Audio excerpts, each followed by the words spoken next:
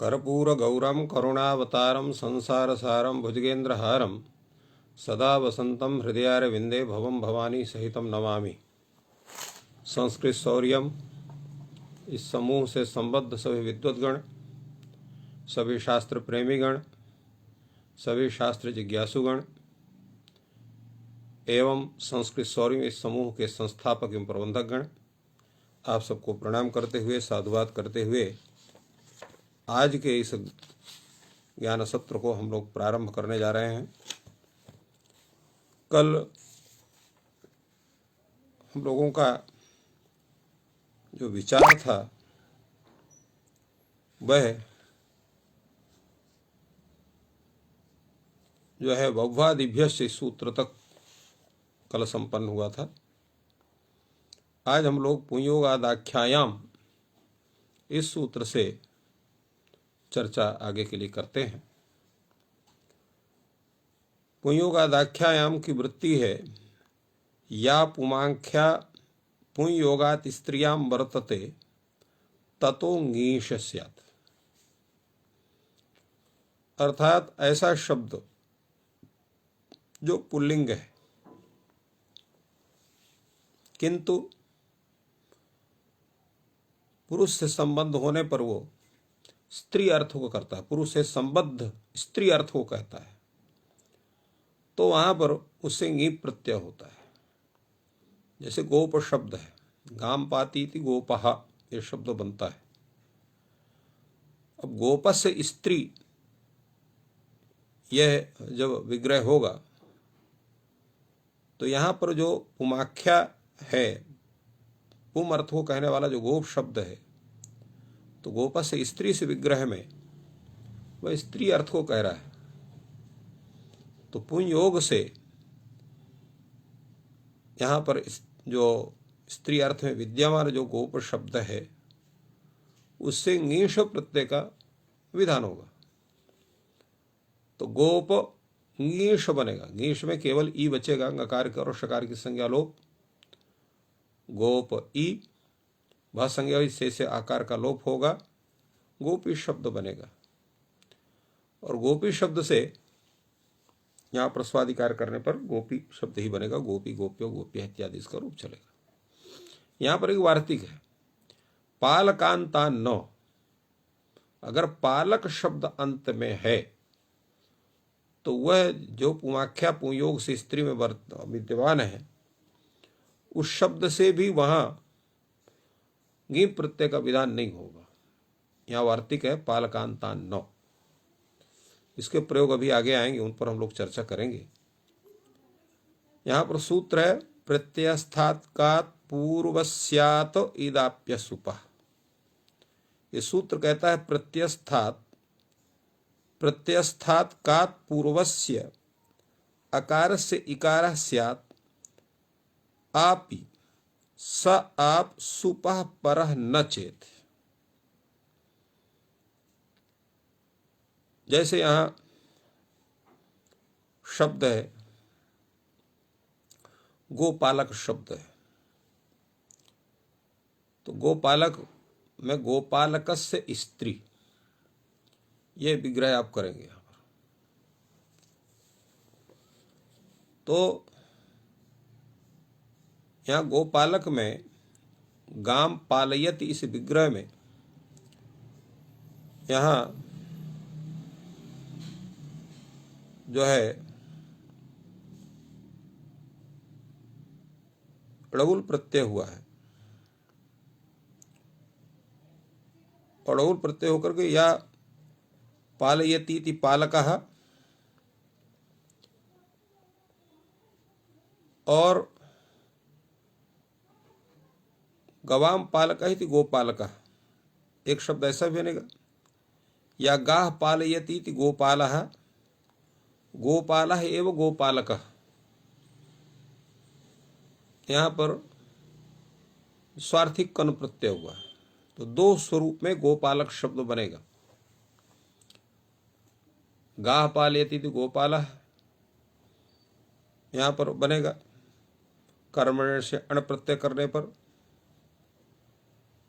और एक जो है, और इसके बाद गोपाल है, गोपाल का स्वार्थिक कन प्रत्यय करने पर गोपालक शब्द बनेगा। और दूसरा पालयती थी पालक, डबुल त्रिचौ से डबुल प्रत्यय, और गवाम पालक ही थी गोपाल, गोपालक, ये दो शब्द बनते हैं। तो यहां पर किस गोपालक शब्द को लिया जाएगा?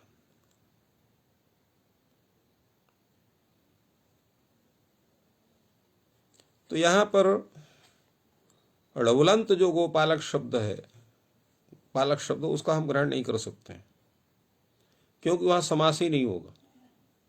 क्यों नहीं समास होगा? का एक सूत्र त्रिजकाभ्याम कर्तरी, तो त्रिजंत जो शब्द है और ड़बुलंत जो शब्द है और कर्ता अर्थ में है, तो वहां पर षष्ठी समास नहीं होता है। इसलिए यहां गोपालक शब्द जो गृहीत होगा, ये गाह पालयती गोपालः, गोपाल है गोपालकः, वही गोपालक शब्द गृहीत होगा। अर्थात स्वार्थिक कन प्रत्ययांत गोपालक शब्द गृहीत होगा, डबुल प्रत्ययांत गोपालक शब्द गृहीत नहीं होगा, समासा भाव होने के कारण। तो उस गोपालक से स्त्री, इस विग्रह में यहां पर पुंयोगादाख्यायाम सूत्र से यद्यपि प्राप्त होगा, किंतु पालकांतान्न इस सूत्र वार्तिक से उसका निषेध हो जाएगा। इसलिए क्या हो जाएगा? आजाद तष्टाप से यहां पर टाप प्रत्यय हो जाएगा। तो गोपालक टाप, टाप में केवल आ बचेगा, सवर्ण दीर्घ हो जाएगा, गोपालका शब्द बनेगा। सूत्र आ जाएगा प्रत्यस्थात्कात पूर्व, प्रत्यस्थात्कात पूर्वस्यात इदाप्य सुपा। यह सूत्र कहता है प्रत्ययस्थात्कात पूर्वस्य अकारस्य, प्रत्ययस्थ जो क, उस क से पूर्व जो अ, उसको इकार होता है, परंतु एक शर्त है। तो आप स्यात् आपि, स आप सुपः परः न चेत, उस आप को सुप से पर नहीं होना चाहिए। तो यहां पर गोपालक शब्द में जब टाप प्रत्यय हो गया, गोपालका शब्द बन गया, तो उस आप के पर रहते जो प्रत्ययस्थ जो क है, तो चूंकि का ही प्रत्यय स्वरूप में है, तो उससे पूर्व यहां क से पूर्व जो अ है, वो ला का अ है, उसको ईत तो हो जाएगा, और आप पर रहते यहां पर टाप ही है। तो इस तरह से यहां पर अश्वपालिका ये शब्द बनेगा, और वह जो आप है वो सुप से पर भी नहीं है, क्योंकि ऐसा सुप नहीं है जिसको हम ला करके उसको परत्व माने वहां पर। इसी प्रकार अश्वपालिका भी बनेगा, अश्वम पालयतीति या अश्वान पालयतीति अश्वपालः, अश्वपालः अश्वपालकः, और अश्वपालक से स्त्री, इसी विग्रह में अश्वपालिका बनेगा, जैसे गोपालिका आपने बनाया। इसी प्रकार सर्वक शब्द है, कारक शब्द है। सर्वक शब्द में जो यहां पर सर्वक शब्द है, तो सर्व शब्द से यहां पर अकच प्रत्यय करेंगे तो सर्वक शब्द बनेगा। अब यहां प्रत्यय है आपका अकच है, तो अक हुआ, क से पूर्व यहां पर अ है, वाका अ, उसको इत हो जाएगा, और आप परे ही है, तो सर्व का बनेगा यहां पर। इसी प्रकार कारक शब्द है, कारक शब्द से स्त्रीत्व की विवक्षा में यहां पर टाप होकर कारका बनेगा, और यहां पर क्री धातु से यहां पर तो डबुल प्रत्यय हुआ है, चूंकि यहां समस्त शब्द नहीं है इसलिए यहां पर कोई दिक्कत नहीं। तो क से पूर्व यहां पर र का आ है, उसको इत होकर के कारिका शब्द बनेगा। अब प्रश्न ये हुआ है कि यहां पर कहा गया है क से पूर्व आकार होना चाहिए, आकार को ही इत होगा, अन्य को नहीं होगा। नौका में यहां पर क्या है? यहां पर औ है, यद्यपि यहां पर नौका में नौ शब्द से यहां पर क है, किंतु ये का होने पर भी क से पूर्व जो अच है वो आकार नहीं है, औकार है, इसलिए यहां पर इत्यादि का विधान नहीं होगा। अगला है आपका प्रत्ययस्थात की, प्रत्ययस्थ ककार से पूर्व होना चाहिए, तो शक्नोतीति शका, तो यहां शक्नोतीति शका और स्थित्व विक्षयम शका होगा, अजास्ता स्टाप हो जाएगा। यहां क भी है, क जो से पर वहां आप भी है, सब कुछ है। का से पूर्व शा का अ भी है, किंतु क ये प्रत्यय का अवयव नहीं है, प्रत्ययस्थ ककार नहीं है, अपितु प्रकृतिस्थ ककार है। तो प्रत्ययस्थ ककार ना होने के कारण इससे पूर्व जो शा का आ है उसको इत्व नहीं होता है। अगला है आपका प्रयोग है असुपः किम, स आप सुपः परः न चेत। अब यहां पर परिव्राजिका नगरी, तो परिव्राजिका नगरी में यहां बहवः परिव्राजकाः यस्याम सा, बहु परिव्राजिका, तो बहवः परिव्राजकाः इस विग्रह में यहां पर समास करेंगे तो अब यहां पर अंतर्वर्तनी विभक्ति ला करके जब परिव्राजका यहां पर टाप करेंगे तो यहां पर चूंकि समास हुआ है बहु शब्द से, परिव्राजक शब्द का समास प्रातिपदिक का सुबलुक हुआ है, तो यहां जो विभक्ति है परिव्राजक शब्द से उसको हम जब यहां प्रत्यय लोप प्रत्यय लक्षण से ले आएंगे तो जो आप है उस सुप से पर मान लिया जाएगा।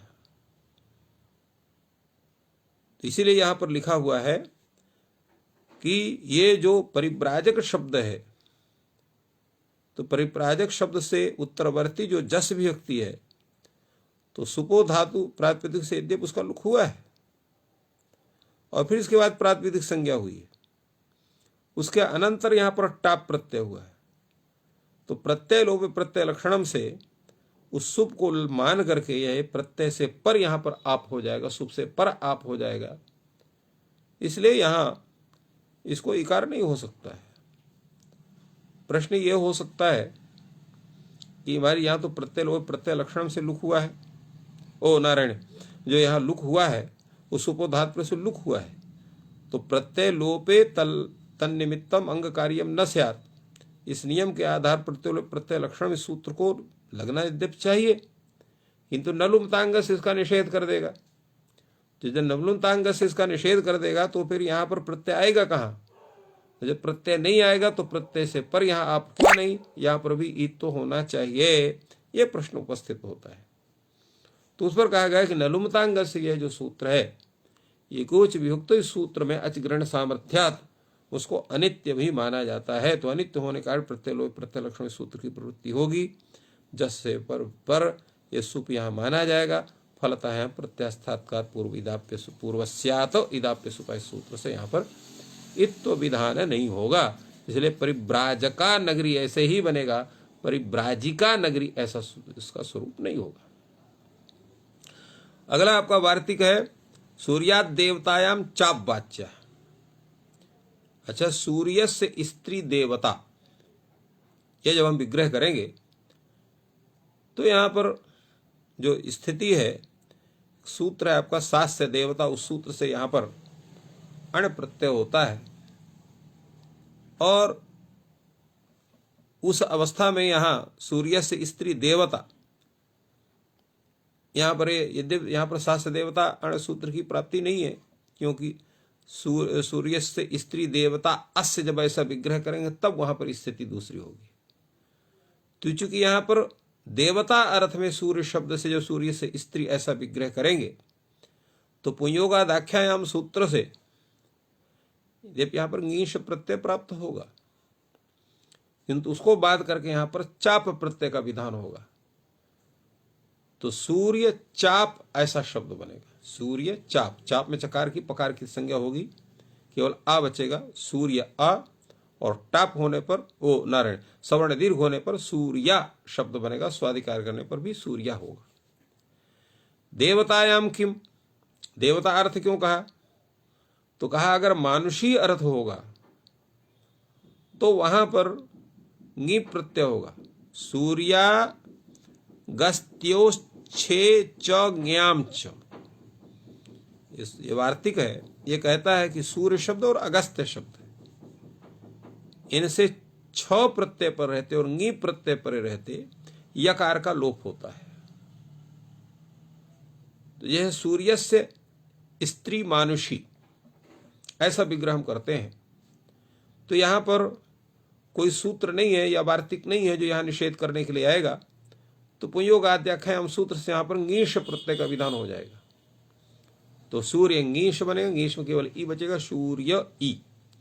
अब ये वार्तिक यहाँ उपस्थित होगा कि सूर्य शब्द और अगस्त शब्द है, तो क्रमशः जो है छ प्रत्यय पर रहते और ङी प्रत्यय, क्रमशः नहीं है, सूर्य शब्द से ङी भी भर होता है, छ भी हो सकता है।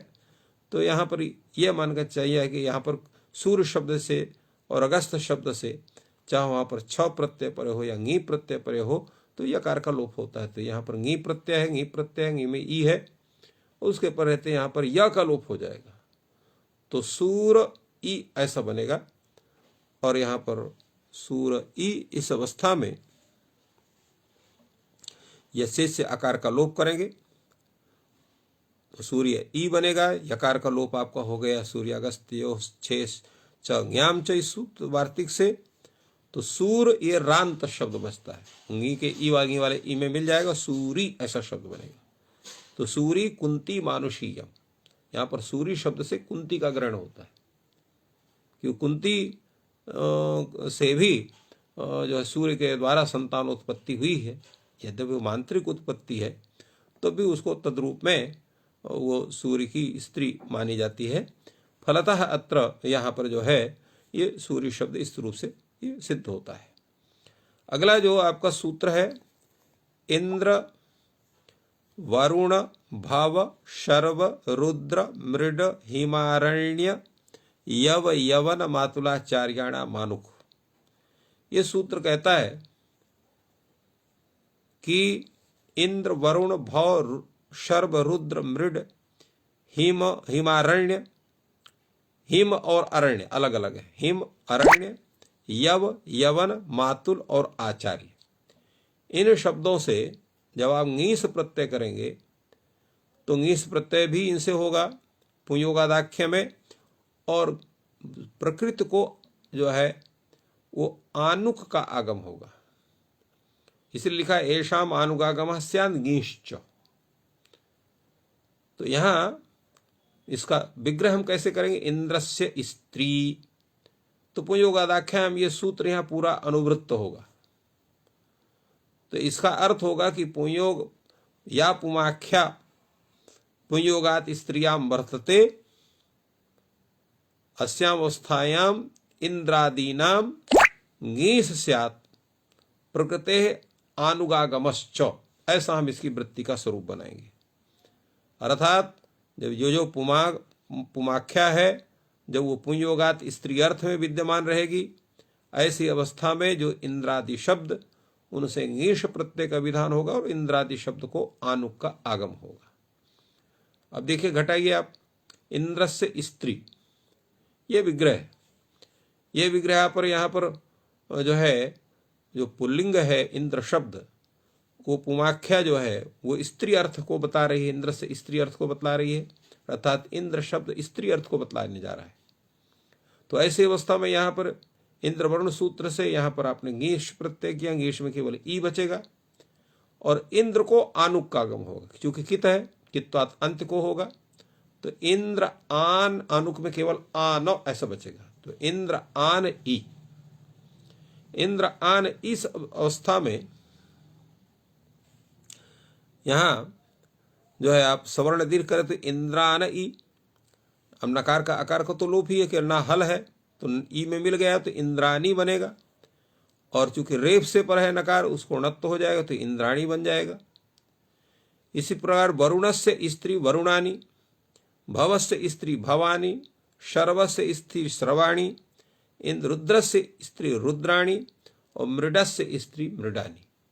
सर्वत्र यहाँ पर जो है पुंयोग होने से स्त्री अर्थ में वर्तमान, वरुण शब्द, भव शब्द, शर्व शब्द, रुद्र शब्द और मृड शब्द, इसे सबसे यहाँ पर ङी प्रत्यय करेंगे और आनुक का आगम करेंगे। आनुक में खाली आन बचेगा, सवर्ण दीर्घ और वर्ण सम्मेलन होने पर वरुणानी, भवानी, शर्वाणी, रुद्राणी, तो शर्वाणी रुद्राणी में यहाँ पर अणत्व हो जाएगा, तो शर्वाणी रुद्राणी और मृडानी ये शब्द बनेंगे, स्वाधिकार करेंगे, अर्थात यहाँ प्रातिपदिक संज्ञा तो होगी नहीं, यहाँ पर प्रातिपदिक का आरोप होगा और प्रातिपदिक का आरोप होकर के स्वाधिकार सुविभक्ति होगी और सु का हलंगिया में दीर्घास्पृतम से लोप होकर के इंद्राणी वरुणानी भवानी सर्वाणी रुद्राणी मृडानी इत्यादि उसित होंगे। अब यहाँ पर हिमारण्य शब्द का जो प्रयोग है, यदि यहाँ पर हिमस्य स्त्री, तो हिमस्य स्त्री तो कहीं मिलेगी नहीं, हिम तो पर्वत विशेष है, तो यहाँ पर किस अर्थ को हम ग्रहण करेंगे? इसलिए वार्तिककार कहते हैं हिमारण्योर महत्वे, हिम शब्द और अरण्य शब्द से जहाँ महत्व अर्थ होगा और स्त्र्यर्थ होगा, वहां जो है गीप प्रत्यय होगा और अनु का आगम होगा। जैसे महत हिमम, इस विग्रह में हिम शब्द से यहाँ पर इंद्र वरुण इत्यादि सूत्र के द्वारा हम गीश प्रत्यय करते हैं और आनुक का आगम करते हैं, तो हिम आनुक ई, आनुक केवल आन बचता है नांत, हिम और आन में यहाँ सवर्ण दीर्घ करो तो हिमान और नकार मिल जाएगा कि ई में, तो हिमानी, और हिमानी से स्वादिकार करने पर हिमानी रूप बनेगा। इसके बाद महत अरण्यम, अरण्यानि, यहाँ पर अरण्य शब्द से भी यहाँ पर गीश प्रत्यय आनुक का आगम होगा, तो हिरण्य आनुक ई बनेगा। आनुक में खाली आन बचेगा, उकार नकार उकार ककार की संज्ञा हो जाएगी, तो हिरण्य आन ई, हिरण्य आन में यहाँ सवर्ण दी हिरण्यान ई, और गीप होकर के क्या कहते हैं स्वादिकार होने पर हिरण्या अरण्यानी, अरण्यानी का अर्थ होगा महत बहुत बड़ा अरण्य अर्थात वन विशेष। यव शब्द से भी यहां पर यवस्य स्त्री ऐसा अर्थ में नहीं होगा। दुष्टो यवः यवानी, तो दुष्टा यवः इस विग्रह में यव शब्द से यहां पर स्त्रीत्व की विवक्षा में यहां पर गीप प्रत्यय होगा, अंगीश प्रत्यय होगा और आनुक का आगम होगा इस सूत्र के द्वारा, तो यव आन ई, यहां पर भी वर्ण जो है सवर्ण दीर्घ हो जाएगा, वर्ण सम्मेलन होगा, यवानी शब्द सिद्ध होगा स्वादिकार करने पर यवानी। अब यवानी का तात्पर्य होता है यवाकृति धान्य विशेष, ऐसा धान या ऐसा धान्य जिसका यव के समान आकृति हो, वो दुष्टा यवा यवानी शब्द से गृहीत हो गया। यवना लिप्यम, यवन शब्द से लिपि अर्थ में ङीप प्रत्यय होता है और आनुक का आगम होता है, तो यवना नाम लिपि ही यवनानी, यवन से स्त्री यवनानी नहीं होगा, वहां यवनी होगा, परंतु यहां पर लिपि अर्थ में कहता है कि यवन शब्द से लिप अर्थ में ही ङीश प्रत्यय और आनुक का आगम होगा, तो यवना नाम लिपि यवनानी लिपि, यहाँ पर यवन शब्द से ङीश प्रत्यय और आनुक का आगम और जो है सवर्ण दीर्घ स्वादिकार करने पर यवनानी शब्द सिद्ध होता है। मातुलोपाध्यायो रानुक वा, अब यहां मातुल और आचार्य शब्द आया हुआ है, तो उपाध्याय शब्द नहीं आया, मातुल शब्द आया है और आचार्य शब्द आया है, तो मातुल और उपाध्याय को दोनों को लेकर के यहाँ पर एक अलग से यह वार्तिक की रचना हुई। वार्तिककार कहते हैं कि मातुल शब्द और उपाध्याय शब्द, इनसे भी जो है ङीप प्रत्यय होता है और आनुक का आगम विकल्प से होता है। तो मातुल से स्त्री, इस विग्रह में मातुला पाध्य और आनुक वा, यद्यपि यहाँ इसमें मातुल शब्द से नित्य आनुक प्राप्त है इंद्रवर्ण सूत्र से, तो उसको जो है प्रबाध्य करके इस वार्तिक से यहाँ विकल्प से आनुक और ङीप होगा। तो जब यहाँ पर ङीप हो गया आनुक हो गया, तो मातुल आन ई सवर्ण दीर्घ करेंगे स्वादिकार करने पर मातुलानी, और जब नहीं होगा तो केवल ङीस हो जाएगा पुंयोगदाख्याम से, तो मातुली बनेगा रूप। इसी प्रकार उपाध्यायानि, उपाध्याय से स्त्री, इस विग्रह में मातृोपाध्याय अनुगवा, इससे विकल्प से अनुक का आगम होगा, ङीप प्रत्यय होगा, ङीश प्रत्यय, तो उपाध्याय आन ई वर्ण सम्मेलन और सवर्ण दीर्घ होने पर उपाध्यायनी स्वादिकार उपाध्यायानी उपाध्यायानी ये रूप होगा, और जब नहीं होगा तो पुंयोगाध्याख्याम सूत्र से केवल ङीश होकर के उपाध्याय रूप बनेगा। आचार्य के विषय में यहां पर कहे कि आचार्यात अणत्वं च, आचार्य शब्द से आनुक होता है, किंतु एक कार्य का और विधान इस सूत्र इस वार्तिक के द्वारा हो, अणत्व माने वहां पर नकार को णत्व नहीं होता। जैसे आचार्य से स्त्री, इस विग्रह में आचार्य शब्द से यहाँ पर ङीष प्रत्यय होगा तो आचार्य ई बनेगा, और अनुकागम भी हो गया तो आचार्य आन ई। यहाँ पर आचार्य आन, यहाँ सवर्ण दीर्घ और ना मिल जाएगा ई में आचार्यानी। नकार के णत्व का निषेध कर दिया, अन्यथा यहाँ पर अटकुप्पांगनुम व्यवाये भी सूत्र से णत्व होकर आचार्याणी ऐसा बनना चाहिए था, किंतु आचार्यात अणत्वं च, इस वार्तिक से णत्व का निषेध होने से णत्व नहीं होता है। आर्य क्षत्रियाभ्याम वा स्वार्थे, ये वार्तिक कहता है कि आर्य शब्द और क्षत्रिय शब्द है, इनसे स्वार्थ में जो है यहाँ तो ङीष प्रत्यय होता है, और जो है यहाँ जो है विकल्प से होता है तो एक बार जो है ङीष होगा, एक बार यहाँ पर टाप होता है। तो ये यहाँ है, इसका स्वरूप है। जैसे यहाँ पर अर्याणी शब्द है, तो अर्याणी शब्द से यहाँ जो है तो ये अर्यस्य, अर्यः वैश्यः, अर्य शब्द से यहाँ पर वैश्य का ग्रहण होता है। अर्यः वैश्य स्वामिनो हो, अर्य शब्द से स्वामी और वैश्य दोनों का ग्रहण होता है, इसलिए अर्यस्य स्त्री इस विग्रह में अर्य क्षत्रिभ्याम वा स्वार्थ, यहाँ से विकल्प से यहाँ पर ङीष प्रत्यय और अनुक का आगम होता है।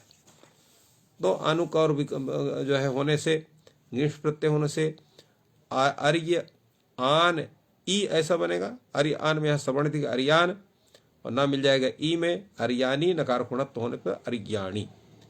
चूंकि विकल्प से हो रहा है तो जब नहीं होगा तो केवल टाप हो जाएगा तो अर्या शब्द बनेगा। इसी प्रकार क्षत्रिय से स्त्री, क्षत्रियाणी, क्षत्रिया, ये दोनों रूप होंगे। यहाँ पर भी जो है जब आनुक भी हो गया, ङीप भी हो गया, तो सवर्ण दीर्घ और णत्व होने पर क्षत्रियाणी ऐसा रूप बनेगा। और जिस समय ये दोनों कार्य नहीं होंगे तो टाप होने पर, चूंकि विकल्प से सूत्र की प्रवृत्ति हो रही है, इसलिए टाप होने पर क्षत्रिया इति शब्द होगा। आचार्य किसको कहते हैं, तो उसके लिए बड़ा सुंदर लक्षण आचार्य शब्द का दिया हुआ है। आचिनोति च शास्त्रार्थान आचार्य स्थापयत्यपि स्वयं आचरते यस्मात् तस्मादाचार्य चोच्यते। अर्थात जो शास्त्रार्थ, शास्त्रों के जितने भी तात्पर्य हैं, उनका अध्ययन के द्वारा, विचार के द्वारा, उनका संकलन करके और अपने आचार में, व्यवहार में जो स्थापित करे, तो समाज के आचार व्यवहार में स्थापित करे और स्वयं भी उसका आचरण करे, इसलिए उसको हम आचार्य कहते हैं। तो ये आचार्य की एक परिभाषा है। तो ऐसे आचार्य की जो स्त्री है वो आचार्याणी और आचार्याणी ही कहे जाएगी। तो ये पूरा विचार है इसका। अगला आपका सूत्र है क्रीतात कर्ण पूर्वात। तो क्रीतांतात अदंतात कर्णादे स्त्रियां ङीष स्यात्। तो क्रीतांत, अदंत और कर्णादि जो शब्द है, तो जब वह स्त्री अर्थ को कहेगा तो उससे ङीष प्रत्यय होगा।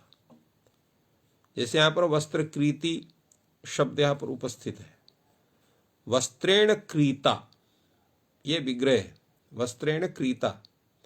तो वस्त्रेण क्रीता इस अर्थ में यहां पर कर्तिकरणे कृता बहुलम, इस सूत्र से यहां पर समास हुआ है, समासात प्रातिपदिक से लेकर वस्त्रकृत शब्द बना हुआ है। और वस्त्रकृत शब्द से स्त्रीत्व विवक्षा रहने पर ये क्रीतांतात कर्ण पूर्वात, क्रीतात कर्ण पूर्वात, सूत्र से यहां पर ङीष प्रत्यय का विधान होगा। वस्त्रकृत ङीष बनेगा, और ङीष में केवल यहां पर गकार की संज्ञा, शकार की संज्ञा ई, वस्त्रकृत ई, भसंग से कृत के ता के आका लोप होने पर वस्त्रकृति शब्द बनेगा। क्वचित न, कहीं कहीं इसकी प्रवृत्ति नहीं भी होती है। क्यों नहीं होती है? क्योंकि यहां पर बहुल ग्रहण है, कर्तिकरणे कृता बहुलम।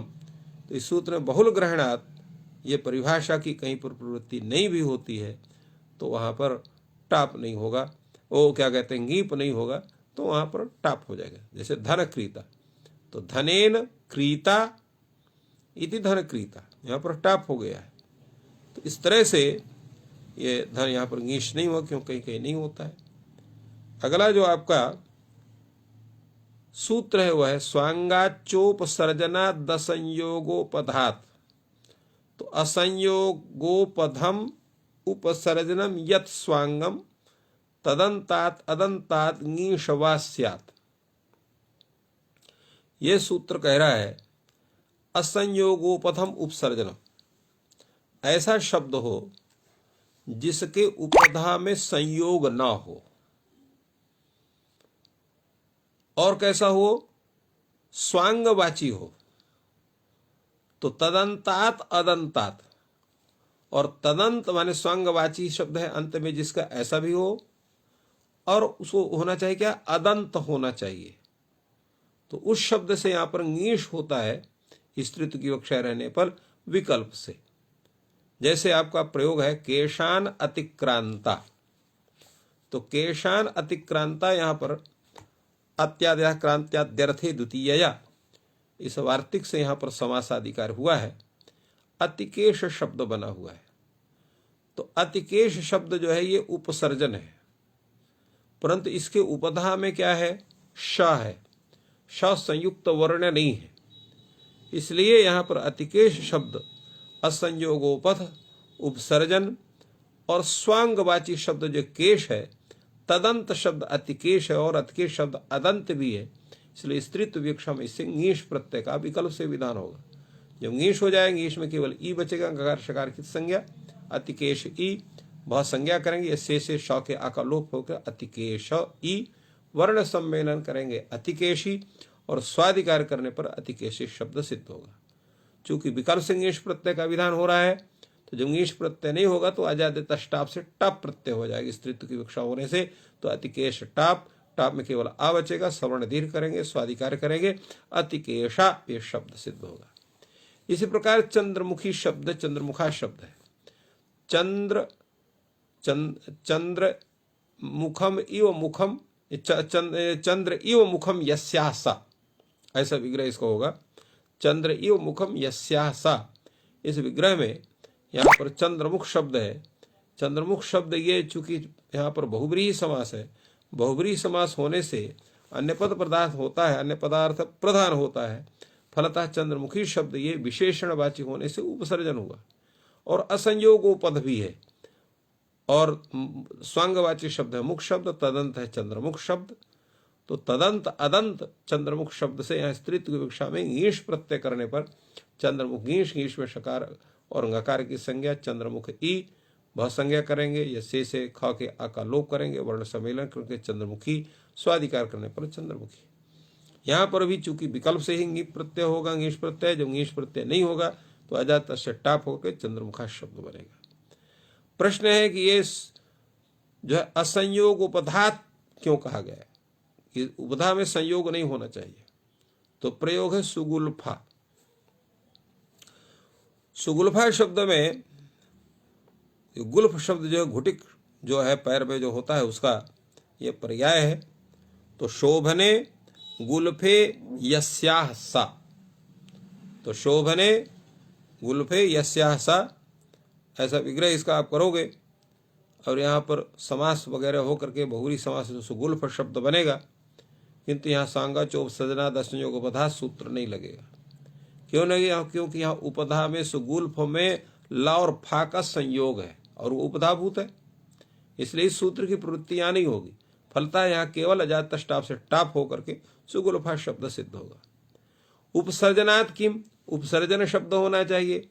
ये शिखावाची शब्द है, यद्यपि ये स्वांगवाची है, सब कुछ है, किंतु शिखा शब्द क्या उपसर्जन नहीं है, स्वयं में विशेष के रूप में व्यवस्थित है, इसलिए यहाँ पर भी जो है ngीश प्रत्यय का विधान नहीं होगा। न क्रोडादि बहुवचः, क्रोडादेः बहुवचश्च स्वांगात न ngीश।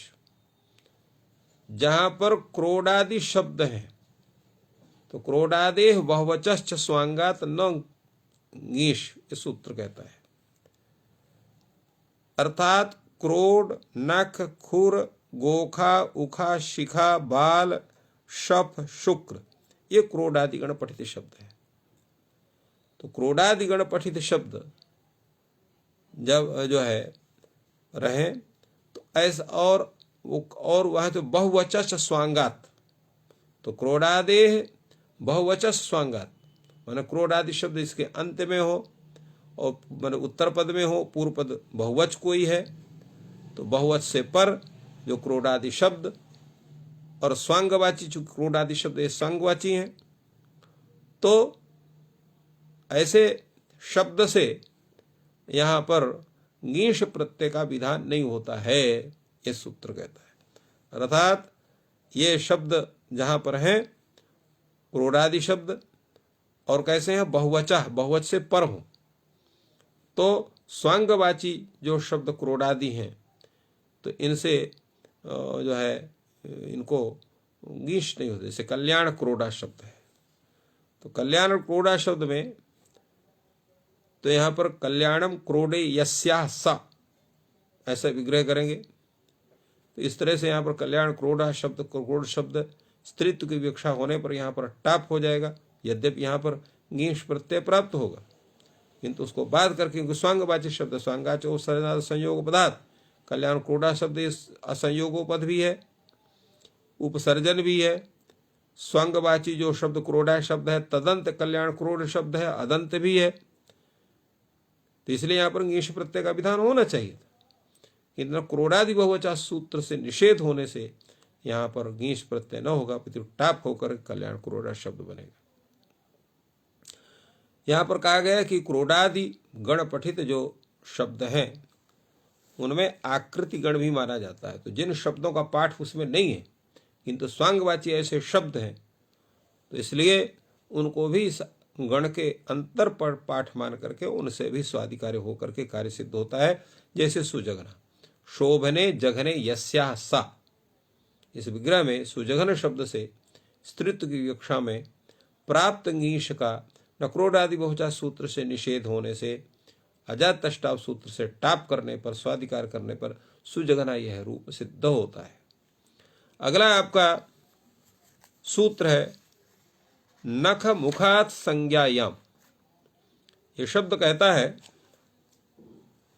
कि नख शब्द और मुख शब्द ये जहां पर हो उत्तर पद के रूप में और वह शब्द जो है संज्ञा अर्थ को कहता हो, तो ऐसा स्त्रीत्व अर्थ में विद्यमान जो शब्द उससे प्राप्त जो गीश प्रत्यय है वो नहीं होता है। नमखा संज्ञा सूत्र का ही अर्थ हो गया। अगला सूत्र है पूर्व पदा संज्ञायाम अगः, पूर्व पदस्थात् निमित्तात् प्रस्य णः स्यात् संज्ञायाम न तु गकार व्यवधाने। तो जहां समस्त शब्द हैं तो णत्व के निमित्त माने जाते हैं रेफ और मूर्धन्य शकार। तो पूर्व पदस्थ जो निमित्त अर्थात रेप और शकार हो, उससे पर जो उत्तर पद का नकार उसको णकार होता है जब संज्ञा अर्थ बतलाना हो, किंतु शर्त यह है कि उनके बीच में गकार का व्यवधान नहीं होना चाहिए। अर्थात रेफ शकार और नकार के बीच में अन्य व्यवधान तो सही होंगे किंतु गकार का व्यवधान सही नहीं होगा। जैसे प्रयोग है आपका शूर्पणख है, तो शूर्प इव नखाह यस्याह सा, ऐसे यहां पर बहुव्रीहि समास हुआ। समासाधिकार करने पर शूर्प नख शब्द से यहां पर स्त्रीत्व की विवक्षा में, चूंकि यह स्वांगवाची शब्द है, संज्ञार्थ में है, तो यद्यपि स्वांगाचो सदा संयोग अवधात सूत्र से यहाँ पर गीश शब्द गीश प्रत्यय की प्राप्ति होती है, किंतु नख मुखात संज्ञाम सूत्र से उस गीश प्रत्यय का निषेध होने से अजात तष्टाप से टाप होकर के शूर पर नखा शब्द बनेगा। और वार्तिक ये सूत्र यहाँ पर आएगा, पूर्व पद निमित्त हो गया शूर में रेफ, उस निमित्त से पर यहाँ पर नख का नकार है उसको णत्व हो जाएगा। और चूंकि शूर्पणखा ये संज्ञा विशेष है, रावण की भगनी का नाम शूर्पणखा है इसलिए संज्ञावाची है, गकार का व्यवधान है नहीं, इसलिए णत्व होकर के शूर्पणखा स्वादिकार करने पर शूर्पणखा शब्द बनता है। इसी प्रकार गौरमुखा, तो गौरम मुखम यस्याः सा, ऐसा विग्रह करेंगे, स्वादिकार होने पर गौरमुख शब्द बनेगा। यहां नख मुखा संज्ञाम सूत्र से प्राप्त ङीश का निषेध होने से टाप होकर के गौरमुख शब्द बनेगा, गौरमुखा, स्वादिकार करने पर गौरमुखा। संज्ञायाम किम ताम्रमुखी कन्या, तो ताम्रमुखी शब्द ये संज्ञा अर्थ में नहीं है, इसलिए ताम्रम मुखम यस्याः सा, इस विग्रह में यहाँ पर स्वांगाचोसरा सूत्र से यहाँ पर ङीश प्रत्यय करने पर, स्वादिकार करने पर ताम्रमुखी शब्द यह आपका सिद्ध होता है। जाते रस्त्री विषया दयोपधात, तो जाते है स्त्री विषयात अयोपधात, अर्थात जातिवाची जो ऐसा शब्द, जातिवाची यन न च स्त्रियाम नियतम, जो स्त्र्यर्थ में नियत नहीं है, स्त्र्यर्थ को भी कहता है, पुल्लिंग अर्थ आदि को भी कहता है। साथ साथ अयोपधम, जिसको उपधा में यकार नहीं है, ऐसा जो शब्द जब स्त्री अर्थ को कहता है तो उसे ङीश प्रत्यय का विधान होता है। जैसे तट शब्द है, वृषली शब्द है, कठी शब्द है, बहुवृची शब्द है। तो अब यहां पर प्रश्न ये उठता है कि यहां पर जातिवाची शब्दों से किसको लिया जाए। तो यहां जो जातिवाची शब्द से जो लिया गया है वह तटी शब्द को, वृषली शब्द को, कठी शब्द से बहुवृची शब्द को लिया गया। तो किस आधार पर लिया गया, इसका मुख्य हेतु क्या है, आइए इस पर थोड़ा सा हम लोग चर्चा करते हैं। यद्यपि लघु सिद्धांत कौमुदी में इस पर कोई विशेष विचार नहीं है जिस पर इस पर पूरी बात हो, किंतु सिद्धांत कौमुदी में इस पर थोड़ा सा विचार है जिसको हम समझते हैं कि आप सबको यहाँ उसको बतलाना चाहिए, जिससे सबको एक ज्ञान हो कि यहाँ पर ये जाति शब्द से किसका ग्रहण होगा, कौन उसका स्वरूप होगा, जिसके कारण हम इसका ज्ञान कर सकते हैं। तो वहाँ पर जाते रस्त्री विषया देवपदार्थ सूत्र में जाति शब्द के विषय में बतलाया गया कि आकृति ग्रहणा जाति ही,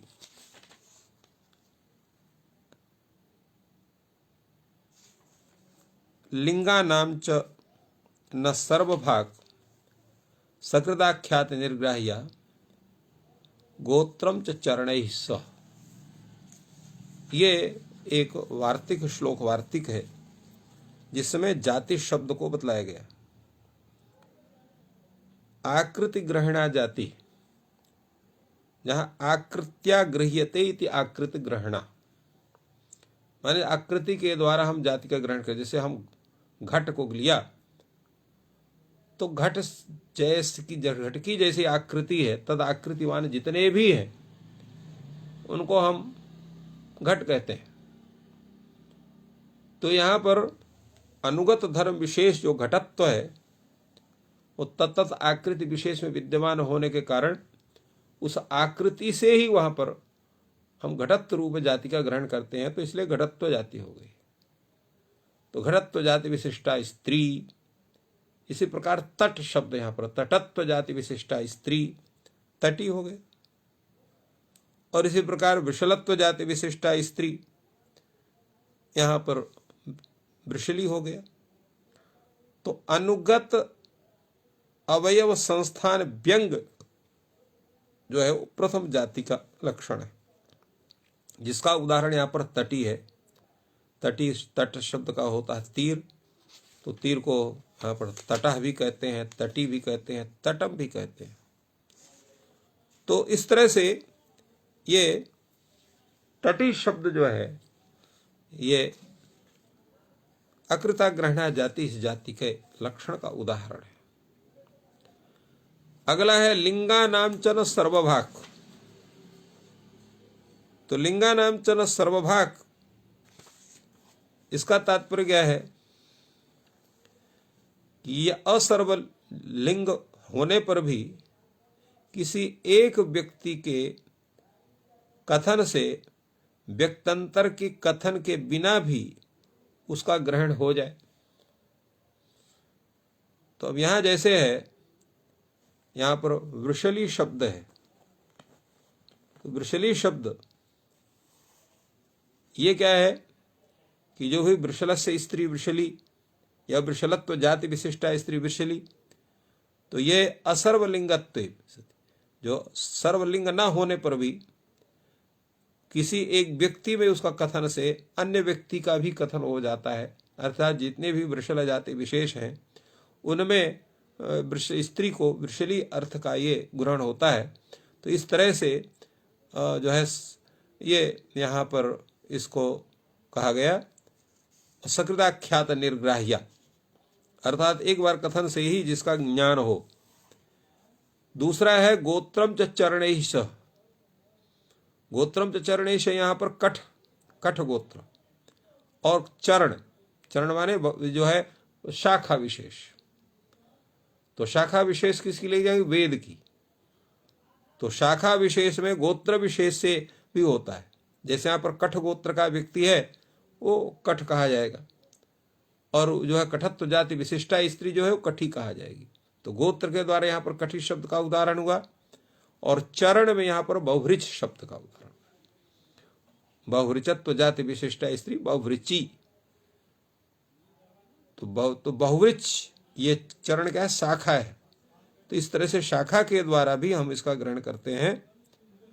तो इस तरह से यहाँ जो है आकृत ग्रहणा जाति का उदाहरण केवल तटी है, और लिंगा नाम चलो सर्वभाग इसका उदाहरण आपका वृषली है। और इसी तरह से गोत्रम च चरणैश इसका जो उदाहरण है वो आपका कठी, और जो है गोत्र का उदाहरण कठी, और बहुवृक्ष का जो है चरण का उदाहरण आपका बहुवृक्षी। इस तरह से ये इन सभी के उदाहरण यहाँ पर उपस्थित इन्होंने संक्षेप में दिया है। अगला प्रश्न यहाँ पर जाते है किम, जाति ग्रहण क्यों किया गया? तो उस पर कहते हैं मुंडा। मुंडा शब्द यहाँ पर जातिवाची नहीं है। मुंडा का अर्थ होता है जो मुंडित है, मुंडित शिर है, अर्थात जिसके केशों का कर्तन विशेष रूप से हुआ है वो है। तो मुंडत्व क्रिया विशिष्टा स्त्री मुंडा, ऐसा हम कह सकते हैं, मुंडिता इत्यर्थ। तो यहाँ टाप होकर के और मुंडा शब्द बनता है। अस्त्री विषयात किम, तो स्त्री का विषय नहीं होना चाहिए, अर्थात उस शब्द को नित्य स्त्रीलिंग नहीं होना चाहिए। तो यह तट शब्द है, वृषल शब्द है, कठ शब्द है, बहुरी शब्द है, यह नित्य स्त्रीलिंग नहीं, चलिए अस्त्री विषय है। इसलिए यहां पर ङीष प्रत्यय इस सूत्र से होता है। तो अस्त्री का विषय क्यों कहा गया? जैसे बलाका बकपंक्ति स्यात्, बकपंक्तिर बलाका, बकपंक्ति को बलाका कहते हैं। तो ये बलाका जो है नित्य स्त्रीलिंग है, तो स्त्री विषय होने के कारण यहाँ पर बलाकात्व जाति विशिष्ट स्त्री बलाका, इस तरह से यहाँ पर जो हम विग्रह करेंगे भी तो फिर भी यहाँ पर ङीष प्रत्यय सूत्र से नहीं होगा, क्योंकि स्त्री विषय है ये, और स्त्री विषय का नहीं है। अगला है आपका अयोपधात किम, कहा योपध नहीं होना चाहिए, अनुपधा में यकार नहीं होना चाहिए। तो जैसे क्षत्रिय शब्द है, क्षत्रिय शब्द कैसा है? यकारोपधक है। तो क्षत्रियस्य, क्षत्रियत्व जाति विशिष्टा स्त्री ऐसा विग्रह करते हैं। तो यहाँ पर जाते स्त्री विषयादयोपधात सूत्र से यहाँ पर ङीष प्रत्यय का विधान नहीं होगा, क्योंकि अयोपधात यह निषेध वहां पर प्रवृत्त हो जाए। दूसरे यहाँ पर कहते हैं कि केवल सभी योपध शब्दों का ग्रहण नहीं होगा। तो कहें किसका होगा? तो वार्तिककार कहते हैं योपध प्रतिषेधे हय गवय मुकय मनुष्य मत्स्यानाम अप्रतिषेध। ये कहते हैं कि सबका तो आप निषेध करोगे, किंतु योपध शब्दों में हय शब्द, गवय शब्द, मुकय शब्द, मनुष्य शब्द और मत्स्य शब्द, इनका प्रतिषेध आप नहीं कर सकते। तो हयत्व जाति विशिष्टा स्त्री हई, गवयत्व जाति विशिष्टा स्त्री गवई, मुकयत्व जाति विशिष्टा स्त्री मुकई, ये रूप होते हैं। जाति विषयादयोपधात सूत्र से यहाँ पर जो है ङीष प्रत्यय करने पर हई गवई मुकई ये शब्द सिद्ध होते हैं। और मनुष्य ये शब्द होता है, मनुष्यस्य, मनुष्यत्व जाति विशिष्टा स्त्री, यहाँ मनुष्य शब्द है, इंगिश प्रत्यय होगा और हलस्तधित सूत्र से यहाँ पर मनुष्य के पहले तो यहाँ पर मनुष्य ई है ऐसा बचेगा बनेगा, और यह से भाषंग से मनुष्य में या के आ का लोप करेंगे और हलस्तधित सूत्र से यकार का लोप कर देंगे, तो मनुष्य ई वर्ण सम्मेलन करके मनुष्य रूप बनेगा।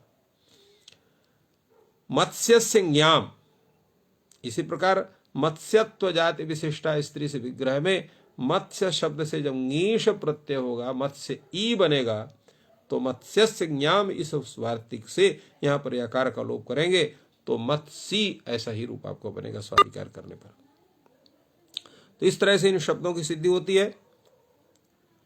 अगला जो आपका सूत्र है, इतो मनुष्य जाते, तो मनुष्य जाति विशिष्ट शब्द जहां पर इकारांत शब्द है तो उससे यहां पर ङीश प्रत्यय होता है।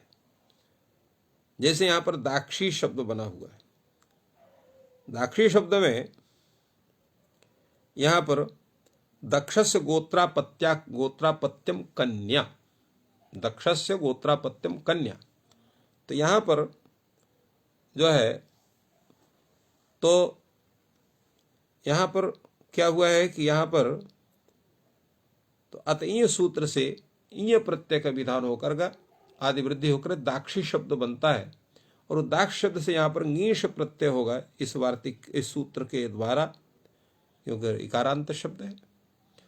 तो दाक्षी ई ङी बनेगा, ई में केवल ई बचेगा, तो दाक्षी ई भाषंज्ञ हो जिससे से इकार का लोप होगा, वर्ण सम्मेलन होकर दाक्षी, स्वादिकार करने पर दाक्षी ऐसा शब्द बनेगा। हमने जब जो है स्त्री प्रत्ययों के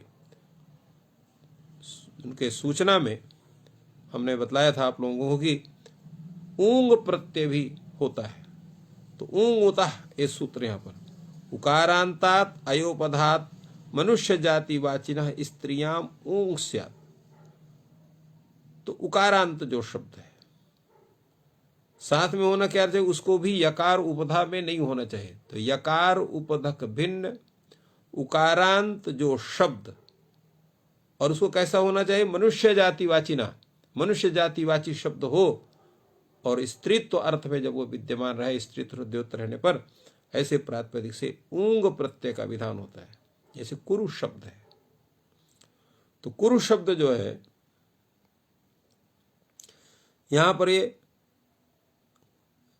तो यहां कुरु शब्द से स्त्रीत्व की विवक्षा में उकारांत कुरु शब्द,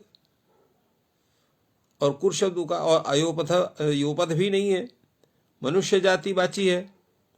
तो मनुष्य जातिवाची इस कुरु शब्द से यहां पर क्या करेंगे आप, ऊंगुता सूत्र से यहां पर कुरुत्व जाति विशिष्टा स्त्री इस विग्रह में यहां ऊंगुता सूत्र से उकारांत कुरु शब्द से ऊंग प्रत्यय का विधान होगा। तो कुरु ऊंग बने, ऊंग में केवल ऊ बचा, कुरु ऊ, और का सवर्ण दीर्घ स्थिर कर दे कुरु बनेगा, और सुविभक्ति लाएंगे उसको रुत्व विसर्ग करके कुरुहु। अयोपधात किम, कार्य योपधा में यकार नहीं होना चाहिए, तो अध्वर्यु शब्द है, तो अध्वर्यु शब्द यहाँ पर यकार उपधा में है, इसलिए यहाँ पर ऊंगता सूत्र से ऊंग का विधान नहीं होगा, तो कोई प्रत्यय का विधान नहीं होगा, तो अध्वर्यु खाली ऐसा रहेगा, स्वादि करने पर अध्वर्यु ब्राह्मणी। तो इस तरह से इन सब प्रयोगों को हम लोग सिद्ध करते हैं।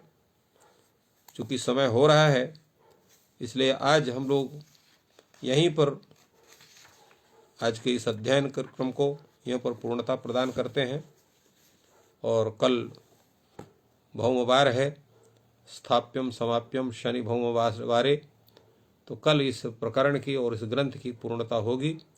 आज हम लोग यहीं इस अध्ययन कार्य को यहीं पर विश्राम देते हैं।